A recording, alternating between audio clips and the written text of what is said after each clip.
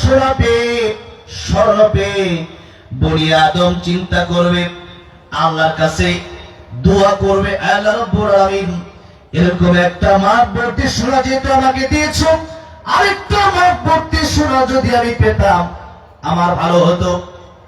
দুইটা মাঠ ভর্তি সোনা যদি তাকে দেওয়া হয়, তিনটা মাঠ সোনার জন্য বনি আদম পাগল পাড়া হয়ে যাবে। বাংলাদেশের প্রধানমন্ত্রী হলে আরো কয়েকটা দেশের সাথে ভালো সম্পর্ক করে সেখানে ভালোভাবে একটা নিজের ক্ষমতা বাড়ানো যায় কিনা সেই চিন্তা করে। আবার আমেরিকার প্রেসিডেন্ট হলে শুধু আমেরিকার চিন্তা করে না, বরং সারা পৃথিবীকে আমরা তার হাতের মুঠোয় আনা যায় সেই চিন্তায় সে জুলুম করে। নবীজি বলছেন বনি আদমের এই চাহিদা একদিন শেষ হবে, যেদিন তাকে দাফন করে দেওয়া হবে। মাটি ছাড়া তার এই চাহিদা কেউ পূরণ করতে পারবে না। যেদিন কবরে চলে যাবে সেই দিন আফসোস করবে, আল্লাহ কাফনের কাপড় তো পকেট নাই, এই যে এত দুনিয়া দুনিয়া করলাম, 24 ঘন্টার ভিতরে 1 ঘন্টাও আল্লাহর সময় দিলাম না। তখন বনি আদম এই কবরে যাওয়ার পরে কাফনের কাপড়ে হাত দিয়ে দেবে, পকেটও নাই, টাকাও নাই, সম্পদও কি বলেন, কাফনের কাপড়ে কি আছে, পকেট আছে? আছে। হালাল হারাম না মানিয়া কত টাকা খরচ কমাই, এত টাকা রাখবো কোথায়, কাফনে তো পকেট নাই। টাকা পয়সা হইয়া কি কেউ কবরে গেছে, কি জবাব দিবি রে তুই আল্লাহর কাছে? ওরে মানুষ চবে হুজ দুনিয়ার পিছে, ওরে মানুষ চবে হুজ দুনিয়ার পিছে, কি জবাব দিবি রে তুই আল্লাহর কাছে, কি জবাব দিবি রে তুই আল্লাহর কাছে? ঠিক না ঠিক? এই জন্য রাসূল সাল্লাল্লাহু আলাইহি ওয়াসাল্লাম বলেছেন, ইগতানিম খামসান ক্বাবলা খামসিন শাবাবাকা ক্বাবলা হারামিক। 5টা সময়ের আগে তোমরা 5টা সময়কে গনিমত মনে করো, মূল্য দাও, কারণ যে সময় একবার চলে যায় সেই সময় আর ফিরে আসে না। নবী বলেন 1 নম্বর শাবাবাকা ক্বাবলা হারামিক, বৃদ্ধ হওয়ার আগে যৌবন কালকে মূল্য দাও, কারণ এই যৌবন চিরদিন থাকবে না, এই যৌবন একদিন শেষ হয়ে যাবে।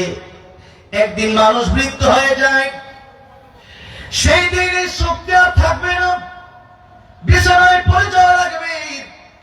এটা তো পরের কথা। তবে আরেকটা কথা হচ্ছে, মানুষ তো পরের কথা, যে আপনি বৃদ্ধ হবেন এটা তো একটা সিস্টেম দুনিয়াতে। যদি আপনি বাঁচেন আরো 18 বছর, 20 বছর, 22 বছরের যুবক হোন্ডা অ্যাক্সিডেন্ট করে মাঝে মধ্যে রাস্তায় মারা যায় কি যায় না? যায়। আল্লাহ রাব্বুল আলামিন সূরা তাহা বলেছেন, ইন্নাস সাআতা আতিয়াতুন আকাদু উখফিহা লিতুজজা কুল্লু নাফসিন বিমা তাসআ। নিশ্চয়ই কিয়ামত আসবে। আর আমি আল্লাহ থেকে গোপন রেখেছিলাম, ইয়াটাকে তেলাওয়াত করলাম যে সাআ মানে কিয়ামত। আর এই সাআ ব্যাখ্যা করতে গিয়ে রাসূল করিম সাল্লাল্লাহু আলাইহি সাল্লাম বলেছেন, মান মাতা ফাকাদ কামাত কিয়ামাতুহু। মানুষ যদি মরে যায় সেদিন তার একটা কিয়ামত শুরু হয়ে যায়। কারণ মানুষ যদি ভালো হয় তাহলে সেই ব্যক্তি ভালো হওয়ার কারণে সেই ব্যক্তি মানে একটা গ্লাস থেকে পানি যেরকম এভাবে ঢাললে আস্তে করে পড়ে যায়, তার জামটাও এত সহজভাবে আসারের সাথে কবজ করা হবে। আর সেই মানুষটার যার কবজের সময় কষ্ট হলেও তার সঙ্গে যখন আল্লাহর তৈরি জান্নাত করে দেওয়া হয় আর আল্লাহ রাব্বুল আলামিনের সালাম দেওয়া হয়, আল্লাহর সালাম পাওয়ার পরে ওই বান্দা আমার আল্লাহ রাব্বুল আলামিনের সাথে দেখা করার জন্য ফেরেশতা এসে বলে, তোমাকে আল্লাহ রাব্বুল আলামিন সালাম দিয়েছেন, আল্লাহ সালাম নাও, আর আল্লাহ রাব্বুল আলামিনের সাথে তোমার মৃত্যুর পর দেখা হয়ে যাবে। মৃত্যু ছাড়া আল্লাহকে দেখা যাবে সম্ভব না। মুসা আলাইহিস সালাম চেয়ে চলে গিয়ে দেখতে পারছে না। আল্লাহ রাব্বুল আলামিনকে দেখতে যাওয়া চোদ্দদের ব্যাপারে আল্লাহ রাব্বুল আলামিন দুটি কর্মসূচির ঘোষণা দিয়ে দিলেন। আল্লাহ রাব্বুল আলামিন সূরা কাফের শেষ আয়াতের শেষ অংশে বলছেন, فَمَنْ كَانَ يَرْجُو لِقَاءَ رَبِّهِ فَلْيَعْمَلْ عَمَلًا صَالِحًا وَلَا يُشْرِكْ بِعِبَادَةِ رَبِّهِ أَحَدًا। যারা চায় আমি আল্লাহর দিদার নসিব হবে, আমি আল্লাহ রাব্বুল আলামিনের সাথে দেখা করবে, তারা যেন নেক আমল করে। নেক আমল মানে কোরআন, নেক আমল মানে রাসূল সাল্লাল্লাহু আলাইহি সাল্লামের আদর্শ। নবীজি বলেছেন, তারাকতু ফীকুম আমরাইন লান তাদিল্লু মা তামাসসাকতুম বিহিমা কিতাবাল্লাহি ওয়া সুন্নাত রাসূলিহি। এই দুইটা জিনিস আঁকড়ে ধরার মাধ্যমে আপনার জীবনে নেক আমল হয়ে যাবে। আর আল্লাহ পরের অংশে বলছেন, ওয়ালা ইউশরিক বিইবাদাতি রাব্বিহি আহাদা। আল্লাহর ইবাদতের সাথে কোন বাবার পূজা চলবে না, কোন পীরের পূজা চলবে না, মানুষের পূজা চলবে না, কোন নেতার পূজা চলবে না। একমাত্র গোলামি করতে হবে একজনের। জবান করে বলেন তিনি কে? আল্লাহ পাকের গোলামি করতে হবে। মানুষ যখন বিবাহ করে তখন তার স্ত্রী যদি তার স্বামীকে রেখে অন্য ছেলের সাথে ঘুরে বা অন্য কোন ছেলেকে যদি স্বামী বলে ডাক দেয়, তখন তার স্বামী খুশি হবে? স্বামী বলবে, আমি তোমাকে বিয়ে করলাম, অন্য মানুষ কোন ছেলেকে স্বামী রাখার জন্য নয়। আল্লাহ রাব্বুল আলামিন বলেন, তাবারাকাল্লাযী বিয়াদিহিল মুলকু ওয়া হুয়া আলা কুল্লি শাইইন কাদির। আকাশের এই জমিনে আমরা যারা এই পৃথিবীতে আছি সবার মালিকানা কার হাতে? আল্লাহর হাতে। সুতরাং আল্লাহ বললেন, হাল আতা আলাল ইনসানি হাইনুম মিনাদ দাহর লাম ইয়াকুন শাইআন মাযকুরা। বান্দারে, তুমি তো আজ থেকে 50, 100 বছর, 60 বছর, 70 বছর, 80 বছর, আমার বয়স 24, আমি 24 বছর আগে কিছুই বর্ণনা করার মতো ছিলাম না। আল্লাহ বলেন, এরপরে আমি আল্লাহ তোমাকে বানালাম, ওয়ালাকাদ কাররামনা বানি আদম, শ্রেষ্ঠত্ব দিলাম। এরপরে লাকাদ খালাকনাল ইনসানা ফি আহসানি তাকওয়িম। চারটা কসম খেয়ে আল্লাহ বলেন, সবচেয়ে সুন্দর করে আমি আল্লাহ মানুষ বানালাম। বলেন সুবহানাল্লাহ। তাহলে আল্লাহ বলে, এত মর্যাদা, এত সম্মান আমি আল্লাহ তোমার দিলাম, কেবলমাত্র গোলামি করবা, কেবলমাত্র আল্লাহ রাব্বুল আলামিনের। কার? জোরে কার? আল্লাহ। আল্লাহ ছাড়া আর কোন পাবই বা কোন মানুষের পায়ে, সেই মানুষ আমি আল্লাহকে সিজদা করি, তুমি কোন কাজে গিয়ে তার পায়ে সিজদা করলা? তখন আল্লাহ নারাজ হয়ে যায়। আর সূরা লুকমান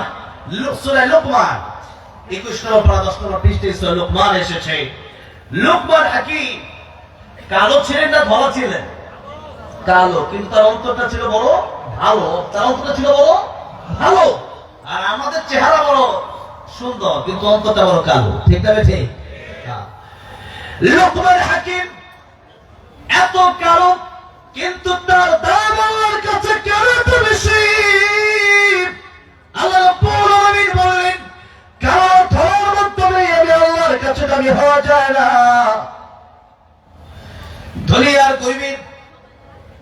দুনিয়ার গরিব হওয়ার মাধ্যমে আমি আল্লাহর কাছে দামি হওয়া যায় না। বেশি সুন্দর হওয়ার মাধ্যমে আমি আল্লাহর কাছে দামি হওয়া যায় না। বেশি লম্বা হলেই আমি আল্লাহর কাছে দামি হওয়া যায় না। বরং উচ্চ বাপের বংশের জন্মগ্রহণ করে আমি আল্লাহর কাছে দামি হওয়া যায় না। বরং সূরা হুজুরাত আল্লাহ রাব্বুল আলামিন বললেন, ইন্না আকরামাকুম ইনদাল্লাহি আতকাকুম। আমি আল্লাহর কাছে তার দাম বেশি যার অন্তরে আমি আল্লাহর ভয় আছে। কার ভয়? জোরে কার ভয়? যাদের হৃদয়ে আছে আল্লাহর ভয়, তারা কভু পথ ভুলে যায় না। আল্লাহর প্রেম ছাড়াই দুনিয়ায় কারো কাছে কোনো কিছু চায় না। ঠিক না ঠিক? রাতের আধারে যারা সিজদাতে রয়, দু চোখের অশ্রুতে নদী যেন বয়, জানি যতই আসুক পিছনে ফিরেও তাকায় না। যাদের হৃদয়ে আছে আল্লাহর ভয় তারা কবু পথ ভুলে যায় না। আল্লাহর প্রেম ছাড়া এই দুনিয়ায় কারো কাছে কোনো কিছু চায় না। এই জন্য নবী বলেন আত্তাকওয়া হাহুনা, আত্তাকওয়া হাহুনা, আত্তাকওয়া হাহুনা। তাকওয়া এটা অন্তরের ব্যাপার। কিসের ব্যাপার? অন্তরের ব্যাপার। চেহারা বড় সুন্দর হলে ভালো হওয়া যায় না। অনেকের চেহারা বড় ভালো কিন্তু জালেম, অনেকের চেহারা বড় ভালো সুদ খায়, অনেকের চেহারা বড় ভালো ঘুষ খায়, অনেকের চেহারা বড় ভালো মানুষের সাথে অন্যায় আচরণ করে, অনেকের চেহারা বড় ভালো কিন্তু নামাজি না। এরকম ভাবে আল্লাহর কাছে দামি হওয়া যায় না। হযরত বেলাল রাদিয়াল্লাহু আনহু কালো, কিন্তু নবী যখন জান্নাতে গেলেন দেখলেন কার পায়ের হাঁটার আওয়াজ যেন শোনা যায়। নবী ডেকে বললেন জিবরাইল, কার পায়ের আওয়াজ জান্নাতের ভিতরে আমার আগে শোনা যায়? জিবরাইল ডেকে বললেন ইয়া রাসূলুল্লাহ, ইয়া হাবিবাল্লাহ, জান্নাতের সেই ব্যক্তির আওয়াজ শোনা যায়, এটা দুনিয়ার অন্য কোনো মানুষ না, আপনার পেয়ারা হযরত কালো বেলাল রাদিয়াল্লাহু আনহুর হাঁটার আওয়াজ। তিনি দুনিয়াতে হাঁটেন আর তার হাঁটার আওয়াজ আল্লাহ তৈরি জান্নাতে এসে পৌঁছে যায়। কালো হলে আল্লাহর কাছে দামি হওয়া যায়, আর যদি সুন্দর হয়, তাকওয়া যদি না থাকে, নামাজি যদি না হতে পারেন, আল্লাহ নাফরমানি করে যদি বিদায় হন, এই জীবনের কোন মূল্য নাই। বলছিলাম লোকমান হাকিম, উনি কালো কিন্তু তার দাম কত বেশি। উনার নামে আল্লাহ সূরা লোকমান নাযিল করলেন। আর লোকমান হাকিম ওনার সন্তানকে কিছু উপদেশ দিলেন, যে উপদেশগুলো আল্লাহ রাব্বুল আলামিনের কাছে এত পছন্দ হয়েছে। আল্লাহ রাব্বুল আলামিন সূরা লোকমান হাকিমে লোকমান আলাইহিস সালামের এই কথাগুলো কোট করে আল্লাহ কোরআন শরীফের মধ্যে নাযিল করে দিয়েছে। এর মধ্যে বিশেষ কথা হলো লোকমান হাকিম তার সন্তানকে বলছেন وَإِذْ قَالَ لُقْمَانُ لِابْنِهِ وَهُوَ يَعِظُهُ يَا بُنَيَّ لَا تُشْرِكْ بِاللَّهِ إِنَّ الشِّرْكَ لَظُلْمٌ عَظِيمٌ। লোকমান হাকিম বলছেন, ও আমার সন্তান, তুমি শিরক করবে না। কি করবে না? এই দুনিয়ার সবচেয়ে বড় অপরাধ, সবচেয়ে বড় গুনাহ নাম হচ্ছে শিরকের গুনাহ। কিসের গুনাহ? আল্লাহকে বাদ দিয়া আর কারো পায়ে সিজদা করা যাবে না, কারো পায়ে এই মস্তককে অবনত করা যাবে না। নবী বলছেন আল্লাহর পর যদি কাউকে সিজদা দেওয়া যেত, আমি যদি বলতাম, আমি বলতাম ও নারীরা তোমরা তোমাদের স্বামীর পায়ে সিজদা করো আল্লাহ, কিন্তু সেটা করা যাবে না। কেবলমাত্র স্বামীর মর্যাদা বোঝাতে কি রাসূলুল্লাহ সাল্লাল্লাহু আলাইহি সাল্লাম এই কথাটা বললেন। স্বামী আর নারীরা জাহান্নামে যাবেও একটা, বিশেষ করে দুইটা কারণে। একটা কারণ হচ্ছে স্বামীর সাথে অন্যায় আচরণ করার কারণে, স্বামীর সাথে বেয়াদবি করার কারণে, স্বামীর অবাধ্য হওয়ার কারণে। ও মা বোনেরা, মা বোনেরা তো আছেন, আজকে আছে না? আছে তো আমার মা বোনেরা। এই জন্য স্বামী সবার একরকম হবে না, সবার স্বামী একরকম ধনী হবে না। তাই বলে স্বামীর সাথে যদি আপনি আচরণ খারাপ করেন, সেই হিসাবে কিন্তু আপনার কপালে জান্নাত জাহান্নাম তো অবধারিত হয়ে যেতে পারে। আর স্বামীদের ওই কথা মাথায় রাখা দরকার যে আমার নবীর আদর্শ কোনটা। একটু পর পর নারীর গায়ে হাত তোলা, অথবা আপনি আপনার বিবাহ করে এনেছেন তার মানে তাকে আপনি গোলামের মতো আচরণ করা, এটাও রাসূলুল্লাহ সাল্লাল্লাহু আলাইহি ওয়াসাল্লাম শিক্ষা দেন নাই। আপনি যে আচরণ করেন, আপনারও এই আচরণের কারণে জাহান্নামে যাওয়া লাগতে পারে। সুতরাং দেখুন রাসূল সাল্লাল্লাহু আলাইহি ওয়াসাল্লাম আদর্শ কি। আমাদের আয়েশা সিদ্দিকা রাদিয়াল্লাহু আনহা একদিন রুটি বানাচ্ছেন, গোশত পাকাচ্ছেন, তার মধ্যে ঘুম এসে পড়ছে, ঘুমায় গেলেন, ছাগল এসে রুটি খাওয়া শুরু করছে। নবী এসে দেখলেন আয়েশা সিদ্দিকা রাদিয়াল্লাহু আনহা ঘুমাচ্ছেন, তো নবীজি নিজেই রুটি বানালেন, নিজেই গোশত পাকালেন। বলেন সুবহানাল্লাহ। আম্মা জান ঘুম থেকে উঠার পর দেখলেন এই অবস্থা, উনি রীতিমতো অবাক হয়ে গেলেন। আম্মা জান ডেকে বলছেন, ইয়া রাসূলুল্লাহ, ইয়া হাবিবাল্লাহ, আপনি রাহমাতুল লিল আলামিন। কারণ কোরআন শরীফে আল্লাহ রাব্বুল আলামিন বলেছেন আলহামদুলিল্লাহি রাব্বিল আলামিন। আর আমার নবীর ব্যাপারে আল্লাহ রাব্বুল আলামিন ঘোষণা দিয়েছেন, ওয়া মা আরসালনাকা ইল্লা রাহমাতাল লিল আলামিন। রাহমাতুল লিল আলামিন নবী কোরআনে প্রমাণ। আশিক বিনে কে বুঝিবে আমার দয়ার নবীর শান। খাওয়া তো সাথে একটু মাঝে মধ্যে নবীর প্রেমে গাওয়া যাবে না ইনশাআল্লাহ? যাবে তো? কিন্তু বলেন না, রাহমাতুল লিল আলামিন নবী রাহমাতুল লিল কোরআনে প্রমাণ। আশিক বিনে কে বুঝিবে আমার দয়ার নবীর শান। বলেন না, আশিক বিনে কে বুঝিবে নবী আমার মদিনারে বলবো,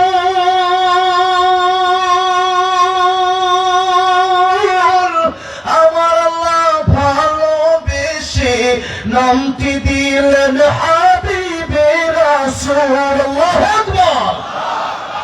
নবী আমার মদিনারে বলবো, আমার আল্লাহ ভালোবেসে নামটি দিলেন হাবিবে রাসূল। ওই নবীকে ভুল বুঝিলে থাকবে না ঈমান। আশিক বিনে কে বুঝিবে আমার দয়ার নবীর শান। রাহমাতুল লিল আলামিন নবী রাহমাতুল লিল কোরআনে প্রমাণ। আশিক বিনে কে বুঝিবে আমার দয়ার নবীর শান। উম্মত বিনে কে বুঝিবে আমার দয়ার নবীর শান। খাওয়া লাগতেছে? আপনাদের কষ্ট হলে একটু আমার মাঝে মধ্যে বললেন, কথা বুঝতে পারছেন? কেউ তো খাওয়া দাওয়া শুরু করে না। ইলিয়াস জাহেদি সাহেব আসতেছেন, আলহামদুলিল্লাহ। এত বড় বড় মানুষকে আপনারা পেয়েছেন, আমি তো ছোট মানুষ এখানে, আর অল্প সময় কথা বলবো আর কি। তো আপনাদের কষ্ট আমার বলবেন, তাহলে আমি আস্তে শেষ করবো। পুষ্টি এক জায়গায় গেলাম, তো সভাপতি সাহেব বললো, ভাই আপনি শেষ করে বলেন, কেন আমার খুব ঘুম ধরতেছে, তো ঘুম চুম ধরলে বলি, ঠিক আছে? হ্যাঁ থাকবেন তো শেষ পর্যন্ত ইনশাআল্লাহ? হ্যাঁ থাকবেন, দেখি তো একটু হাতটা উঠে আলাদা তো। লিল্লাহি তাকবীর, লিল্লাহি তাকবীর।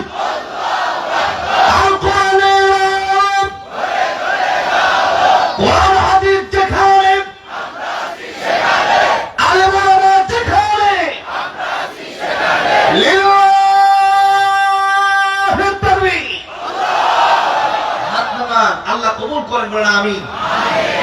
দেখেন আমার নবীজি তিনি নিজেই রুটি বানালেন আর নিজেই তিনি গোশত পাকালেন। আম্মা জান আয়েশা সিদ্দিকা রাদিয়াল্লাহু আনহা বলছেন, আপনার রাহমাতুল লিল আলামিন নবী, আল্লাহর উপরে পৃথিবীতে কার সম্মান?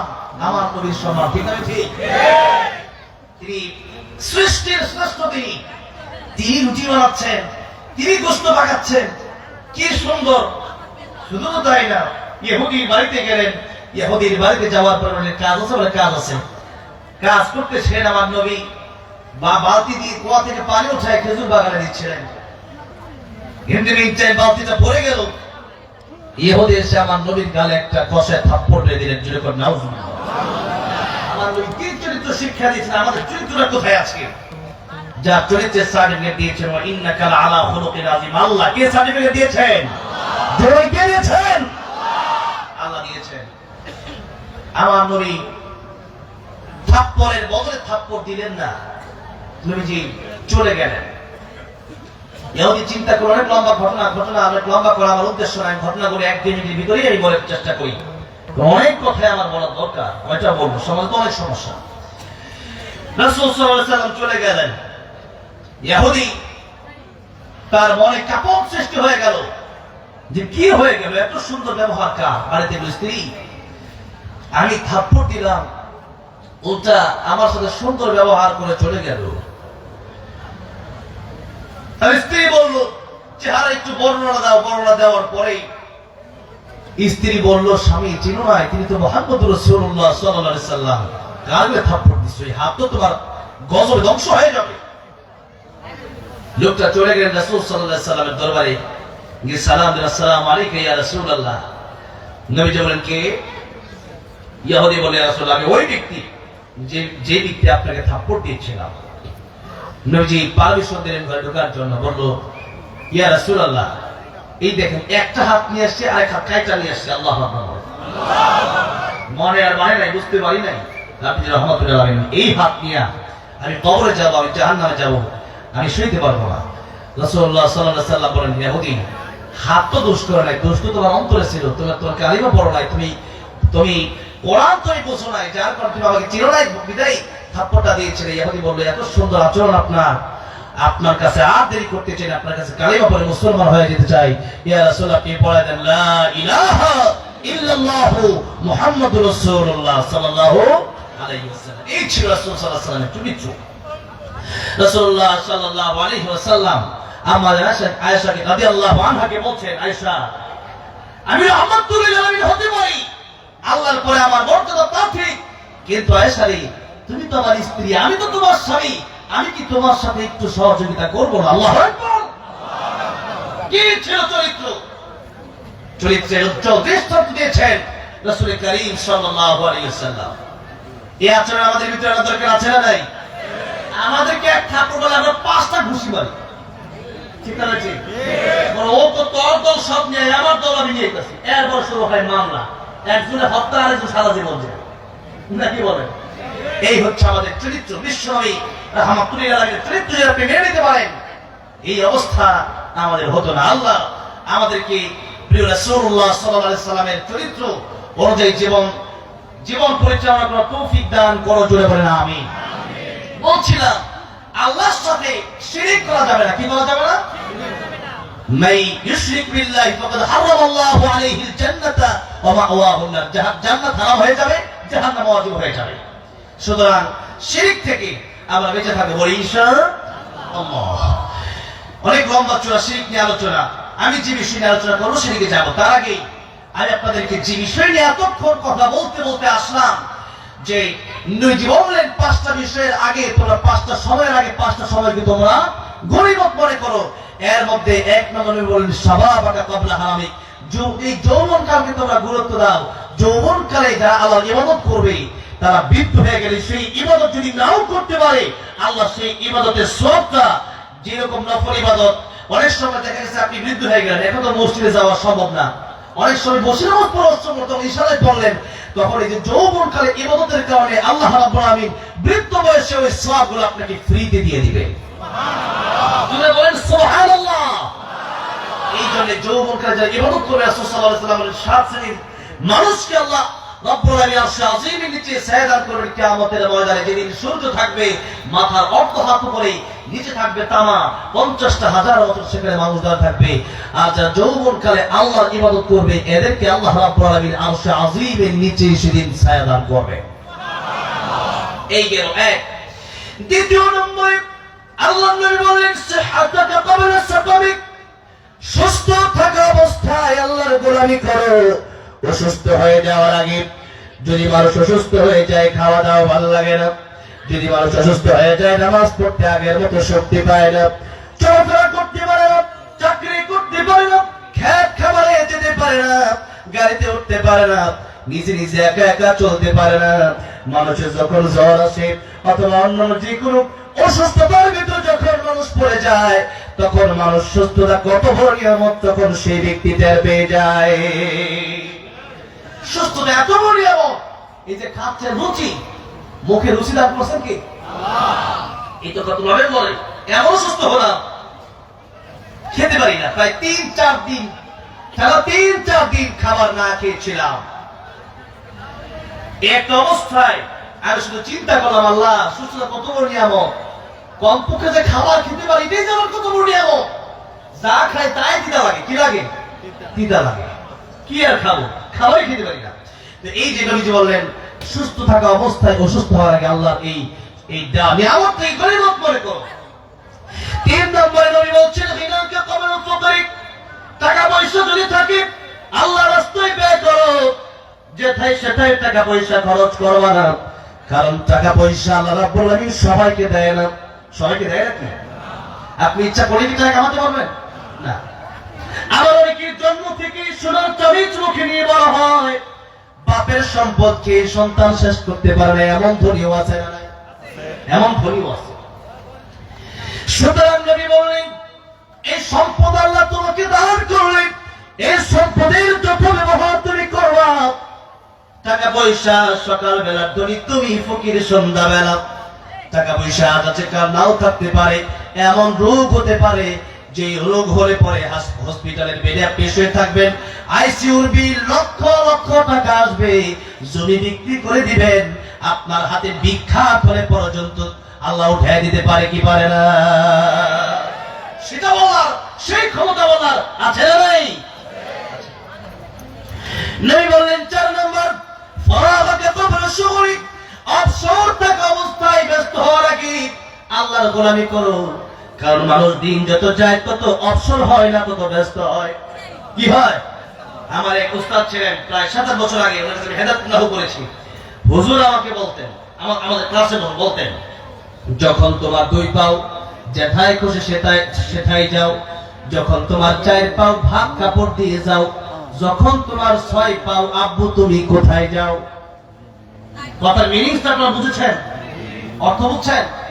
আপনার 2 পাও, আপনি একা, এখন বিয়ে শাদী করেন না, এখন যেখানে বসে দিয়ে ঘুরে শুধু খেলাধুলা করতে, লুডু খেলতে খেলতে সারা রাত চলে যায়, র্যাকেট খেলতে খেলতে সারা রাত, ঠিক না ঠিক? আর যারা বিবাহিত এরা এত সহজে র্যাকেট খেলতে পারে না, এত সহজে লুডু খেলতে পারে না, বউ ফোন দিয়ে যেত এত মাথা কই গেছো, ঠিক না ঠিক? তখন 4 পাও একটু ব্যস্ততা বাড়ে, তখন এই 4 পাওয়ার দায়িত্ব আপনার নেওয়া লাগে। এখন যখন আবার আপনার সন্তান যখন এখন 6 পাও হয়েছে, আর তো হলে 8 পাও হয়েছে, আব্বু কই যাও, তখন আনবা মজা আনবা, আইসক্রিম আনবা, চিপস আনবা, নানান ধরনের আবদার, ঠিক না ঠিক? এই তো জীবন। আর মানুষ যত দিন যায় তত তার কাজ বাড়ে বাড়ে আর বাড়ে, ভাবে যে এই তো 5 বছর বিদেশ থাকবো, টাকা কামাই করে শেষ, কিন্তু না, এরপর দেখে আরো ব্যস্ততা বেড়ে গেছে। যেদিন সে ব্যক্তি কবরে চলে যায়, সেদিন সেই ব্যক্তি কবরে যাওয়ার পরে তার ব্যস্ততা শেষ, আর তাকে আর কারো প্রয়োজন হয়, আর কারো প্রয়োজন নেই।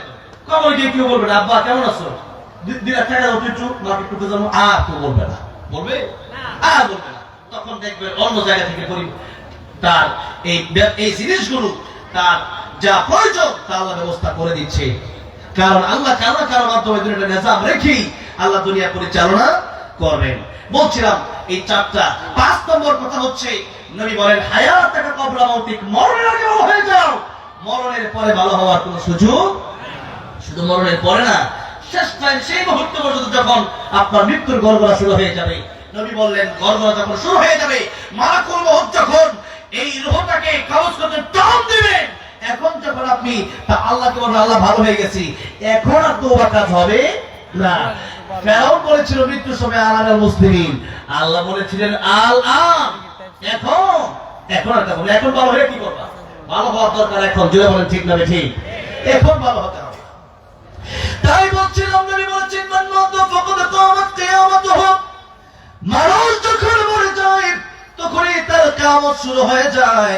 মানুষ যদি ভালো হয় তার সুন্দর একটা মরণ হয়, আর মানুষ যদি নাফরমান হয়, মুশরিক হয়, কাফের বেঈমান হয়, তাহলে তার মৃত্যু একটা জীবন্ত বকরির চামড়া ছিঁড়লে যতটা বেশি কষ্ট হয়, এর চেয়ে বেশি কষ্ট তার হয়ে যায় মৃত্যুর সময়। আর কার মৃত্যু কোন সময় হয়ে যাবে আমরা কেউ জানি।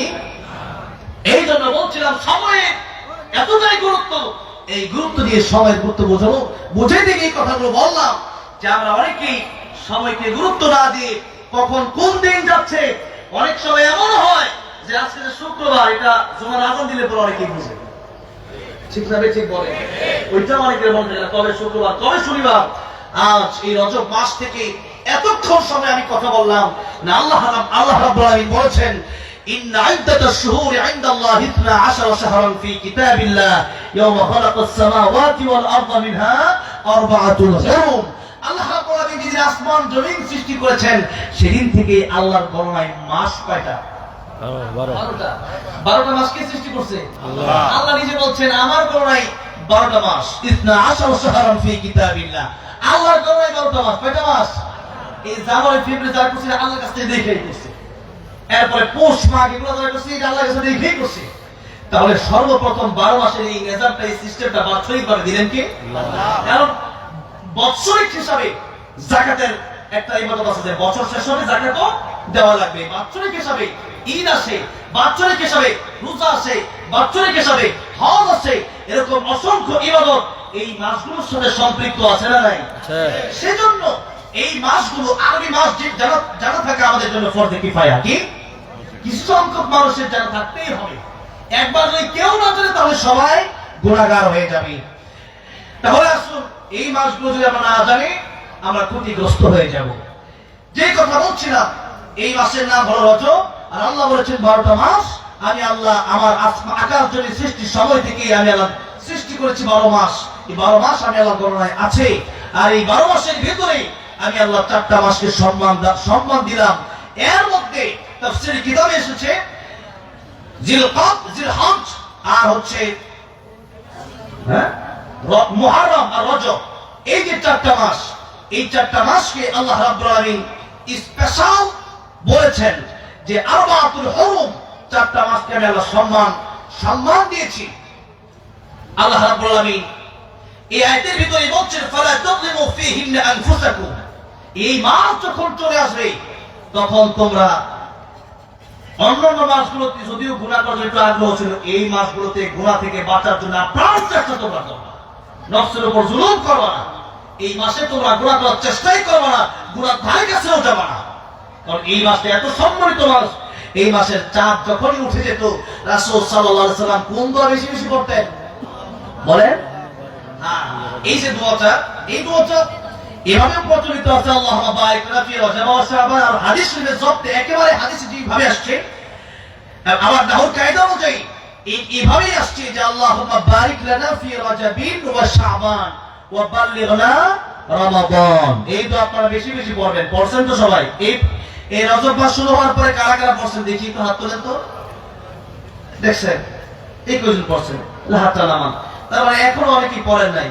তাহলে এই দোয়া রাসূলুল্লাহ সাল্লাল্লাহু আলাইহি ওয়াসাল্লাম আমাদেরকে শিক্ষা দিয়ে গেছেন, কারণ সামনে রমজান মাস আসতেছে। রাসূলুল্লাহ সাল্লাল্লাহু আলাইহি ওয়াসাল্লাম দোয়া করতেন, আয় আল্লাহ রমজান পর্যন্ত হায়াত বাড়ায় দেন, কারণ যেই মাসে নফল করলে ফরজের সওয়াব, ফরজ করলে 70টা ফরজের সওয়াব। আর আল্লাহ এমন রাত রেখেছেন, হায়াত তো আমাদের কম, এমন উপহার, এমন সিস্টেম আল্লাহ রাব্বুল আলামিন অন্য কোন উম্মতের জন্য রাখেন নাই। লাইলাতুল কদরি খায়রুম মিন আলফি শাহর, হাজার হাজার মাসের চাইতেও এত উত্তম একটা রাত আল্লাহ দিলেন এই মানুষকে, যে এক রাত ইবাদত করবে হাজার হাজার মাসের সওয়াব আল্লাহ দান করবে। সুবহানাল্লাহ, জোরে বলেন। তাই রাসূল করিম সাল্লাল্লাহু আলাইহি ওয়াসাল্লাম আল্লাহর কাছে দোয়া করতেন, আল্লাহুম্মা বারিক লানা ফি রজবিন ওয়া শাবান, আয় আল্লাহ রজবে আর শাবানে আপনি আমাদেরকে বরকত দান করেন। আর রমজান মাসে, রমজান মাস পর্যন্ত বাল্লিগনা রমাদান, আপনি আমাদেরকে পৌঁছায় দেন। রমজান মাস পর্যন্ত বেঁচে থাকলে এত ইবাদত করা সম্ভব হবে যে হাজার হাজার বছর, হাজার হাজার মাস বেঁচে থাকলে যে ইবাদত করা সম্ভব হতো না, এই ইবাদত একটা রাতে করা সম্ভব হবে। সুতরাং ওই একটা রাত জীবনে একবার যে পেয়ে গেল, সেই ব্যক্তির হাজার বছরের চাইতেও বেশি জীবন পেয়ে গেল। সুবহানাল্লাহ, আমি হাজার বছর কেন বললাম? এখানে হাজার হাজার মাস, কত হাজার মাস আল্লাহ ভালো জানে, এই জন্য হাজার হাজার মাস। তাহলে সেখানে আল্লাহ যে কত নেকি, কত সওয়াব দান করবেন সেটা আল্লাহ ভালো জানে। এই জন্য সেই রোজার ব্যাপারে এসেছে সৌরি ওয়া নাযিবিহি, অন্য বর্ণনা এসেছে ওয়া নাউজবিহি। আল্লাহ এক বর্ণনা এসেছে যে রোজার পুরস্কার আমি আল্লাহ নিজ হাতে দেব, আরেক বর্ণনা এসেছে যে ব্যক্তি রোজা রাখলো তার পুরস্কার আমি আল্লাহ নিজেই হয়ে গেলাম। সুবহানাল্লাহ। কেউ যদি বলে তোমার কি লাগবে, যদি 500 টাকা লাগবে, এটা এক বিষয়, এটা না, যা লাগবে কি লাগবে আমি নিজে তোমার হয়ে গেলাম, তোমার যা লাগবে সবই আমি দিব। সুবহানাল্লাহ। আল্লাহ তো আনা উজসাবি, আমি আল্লাহ তার হয়ে যাই। এত গুরুত্বপূর্ণ একটা মাস সামনে আসছে, আর এই মাসের প্রস্তুতি রাসূলুল্লাহ সাল্লাল্লাহু আলাইহি সাল্লাম রজব থেকেই শুরু করতেন। কোন মাস থেকে? রজব থেকে। এখন থেকেই গুনাহ বন্ধ করে দেওয়ার মতো সিদ্ধান্ত নেওয়া লাগবে। এই মাস যখন চলে আসতো তখন কাফির বেঈমানরা পর্যন্ত যুদ্ধ লেগে থাকতো বিভিন্ন গোত্রে, তারা এই যুদ্ধগুলো বন্ধ করে দিত যে রজব মাস আসছে, কোরআন শরীফে এই মাসের কথা আসছে, সুতরাং এই মাসে আল্লাহ বলেছেন ফালা তাযলিমু ফীহিন্না আনফুসাকুম, তোমরা এই মাসে গুনাহ করবে না, গুনাহ ছেড়ে দিবা, সুতরাং এই মাসে যুদ্ধ করা যাবে না, এই মাসে সব বন্ধ। সুতরাং কাফেররা এই আয়াতের অনুসরণ কাফেররা পর্যন্ত করেছে। আর আমরা মুসলিম হওয়ার পরে যদি এই মাসে শুধু এখনো গালি দেই, এখনো মিথ্যা বলি, এখনো গুনার ভিতরে হাবুডুবু খাই, বলেন তাহলে আমাদের অবস্থাটা কোথায় গেল? আমাদের চিন্তাধারা কোথায় গেল? যেখানে কাফের বিমানেরা এই আয়াতের অনুসরণ করেছে, এই আয়াত মেনে নিয়েছে, আর আমরা যদি মুসলিম হয়ে এই আয়াত না মানি, তাহলে কি আমরা যদি না মানি আল্লাহ ক্ষতি হবে? আল্লাহ ক্ষতি হবে? ক্ষতি হবে না। তাই আসুন সূরা মুলুক থেকে অল্প সময় কথা, আমি ভাবছিলাম যে মাস নিয়ে অল্প সময় কথা বলে রজব মাস নিয়ে এরপরে সূরা মুলুকে ঢুকবো, কিন্তু আমি হয়তো 10 মিনিট থাকবো, হুজুর চলে আসবেন এখনই। তো এই যে অল্প সময়ের ভিতরে যে কথাগুলো বললাম, এখন থেকে আমি সূরা মুলুকে একটু ঢুকতে চাই। তার আগে সূরা মুলুক পড়লে লাভটা কি হবে তা একটু বলি। রাসূলুল্লাহ সাল্লাল্লাহু আলাইহি সাল্লাম বলেছেন সূরা মুলুক প্রতিদিন যারা পড়বে, প্রতি রাতে এশা নামাজ পড়ে সূরা মুলুক তেলাওয়াত করতেন। 30 আয়াত বিশিষ্ট সূরা, এই সূরা যারা প্রতিদিন তেলাওয়াত করবে তাদের কবরে আযাব হবে না। সুবহানাল্লাহ। পড়তে ইচ্ছা করে না? কবরে আযাব, এটা বিশ্বাস করেন তো আপনারা? কবরে যে আযাব আছে, হ্যাঁ, এই কবরের আযাব এর চেয়ে ভয়ানক আর কি? যেখানে উসমান রাদিয়াল্লাহু আনহু গেলেই শুধু কাঁদতেন। সাহাবীরা জিজ্ঞেস করলেন রাসূল করিম সাল্লাল্লাহু আলাইহি ওয়াসাল্লাম জান্নাত জাহান্নাম নিয়ে এত আলোচনা করে, আপনি তো এত কাঁদেন না, যত কবরের পাশে গেলে আপনি যত বেশি কাঁদেন। উসমান রাদিয়াল্লাহু আনহু বললেন, ও সাহাবীরা, আমার সাথীরা, এই কবর আমার রাসূল করিম সাল্লাল্লাহু আলাইহি ওয়াসাল্লাম বলেছেন এই কবর হলো প্রথম স্টেশন। এই কবরে যে ব্যক্তি ধরা খেয়ে যাবে, সে মিজানে ধরা খেয়ে যাবে, পুলসিরাতে ধরা খেয়ে যাবে, সে ব্যক্তি হাসরের ময়দানে ধরা খেয়ে যাবে। আর এই কবর আল কবর রাউযাতুম মিন রিয়াদিল জান্নাহ আও হুফরাতুম মিন হুফরিন নার, কবরটা যার জন্য জান্নাতের বাগান হয়ে যাবে তার চিন্তা কি, আর কবর কারোর জন্য জাহান্নামের গর্ত হয়ে যাবে তার চিন্তার কোনো শেষ নাই। এই জন্য যারা কবরে মুক্তি পেয়ে যাবে, এটা হলো প্রথম স্টেশন, সে সব স্টেশনে মুক্তি পেয়ে যাবে। আর যে ব্যক্তি কবরে গিয়ে ধরা খাবে, ওই ব্যক্তি হাসরে ধরা খাবে, মিজানে ধরা খেয়ে যাবে, পুলসিরাতে ধরা খেয়ে যাবে, এমনকি জাহান্নাম তার নসিব হয়ে যেতে পারে। এই জন্য কবরের প্রস্তুতি আমাদেরকে নিতে হবে। আল কাইসু মান দারা নাফসাহু ওয়া আমিলা লিমা বাদাল মাউত, প্রকৃত জ্ঞানী ওই ব্যক্তি যে ব্যক্তি তার নিজের চিন্তা বেশি করে। আমরা এখন নিজের চিন্তা বেশি করি না, মানুষের চিন্তা বেশি করি। কার চিন্তা বেশি করি? অমুকে ভালো না, অমুকের মেয়ে ভালো না, অমুকের ছেলেটা কালো, অমুকের মেয়ের যে বিয়ে দিছে ওই জায়গাটা ভালো না, ও একটা বাটপার। চা খাইতে বলি কি কথা আছে না নাই? আছে না নাই? ওয়ালা ইয়াগতাব বা'দুকুম বা'দা আইউহিব্বু আহাদুকুম আন ইয়াকুলা লাহমা আখিহি মাইতান ফাকারিহতুমুহ। আল্লাহ সূরা হুজুরাতে বললেন গীবত করবে না, গীবত যদি করো আল্লাহ বলেন ইউহিব্বু আহাদুকুম, তোমাদের মধ্যে এমন কি কেউ পছন্দ করো যে আইয়াকুলা লাহমা আখিহি মাইতা, যে মরা ভাইয়ের কাঁচা গোশত চাবায় খাওয়া। আল্লাহ বলেন ফাকারিহ, তুমি তোমরা এটা পছন্দ করো। কেউ কি মরা ভাইয়ের গোশত খায়? খায়? নবী বলেন তোমার দুইটা ক্ষতি হয়ে যাবে কিয়ামতের ময়দানে। একটা ক্ষতি তোমার নেক আমল তারে দিয়ে দেওয়া লাগবে, আরেকটা ক্ষতি হলো তার গুনাহ তোমার আমলনামায় নিয়ে তোমাকে জাহান্নামের বোঝা টানতে হবে, জাহান্নামে তুলতে হবে। কেন তার বিরুদ্ধে গীবত করলা? এই জন্য গীবত আমরা করবো না, বেশি বেশি জিকির করবেন। কি করবেন? সুবহানাল্লাহ বলবেন, আলহামদুলিল্লাহ পড়বেন। যতক্ষণ আপনি সুবহানাল্লাহ আলহামদুলিল্লাহ পড়বেন, একবার পড়লে এই আকাশ জমিন ভর্তি সওয়াব আল্লাহ প্রদান করে দেবেন। সূরা ইখলাস পড়বেন 3 বার, আল্লাহ এক ফোঁটা পরশই পর সওয়াব দান করে দেবেন। সুবহানাল্লাহ। ঘুমানোর আগে সূরা তাকাসুর পড়ে ঘুমাবেন। সূরা তাকাসুর 1000 আয়াত পড়লে যে সওয়াব, তার চেয়ে বেশি সওয়াব হয়ে যাবে। কোন সূরা? সূরা তাকাসুর। হুজুর চলে আসছে, একটু তাকবীর আমরা দেব। রাজি আছি না নাই? লিল্লাহি তাকবীর, লিল্লাহি তাকবীর। মাওলানা ইলিয়াসুর রহমান জিহাদি হুজুরের আগমন, জিহাদি হুজুরের আগমন।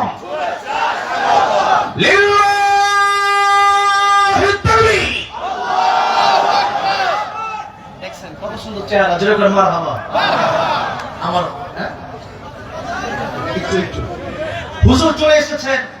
আমি বাংলাদেশে হাতে গোনা যে কয়েকজন আলেমকে আমার হৃদয়ের গভীর থেকে মহব্বত করি, আপনারা একটু কথা না বলে একটু চুপ করে বসবেন এবং যারা বাইরে দাঁড়িয়ে আছেন মেহেরবানি করে সাইডে যে জায়গাগুলো আছে সেখানে চলে আসবেন।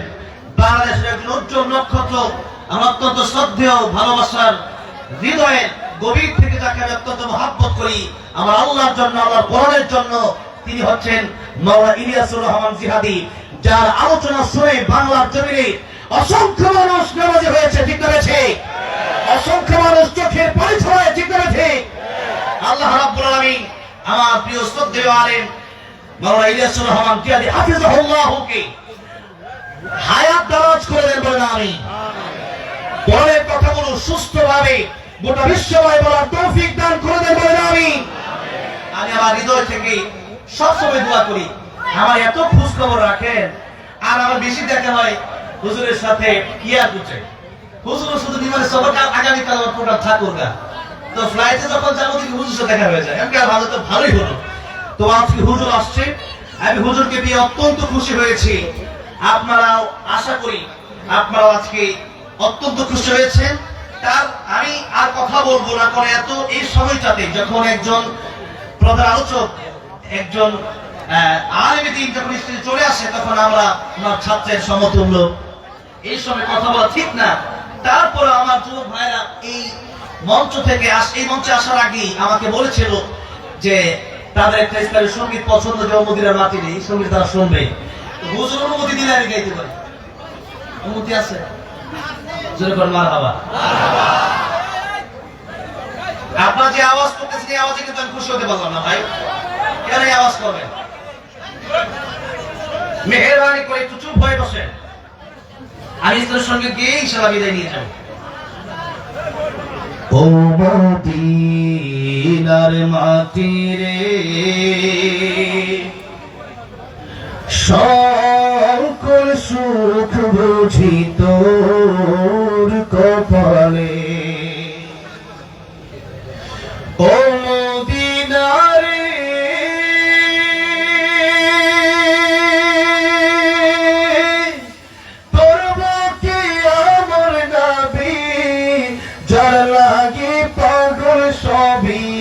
যার তরে হইল সৃষ্টি ত্রিভুবন,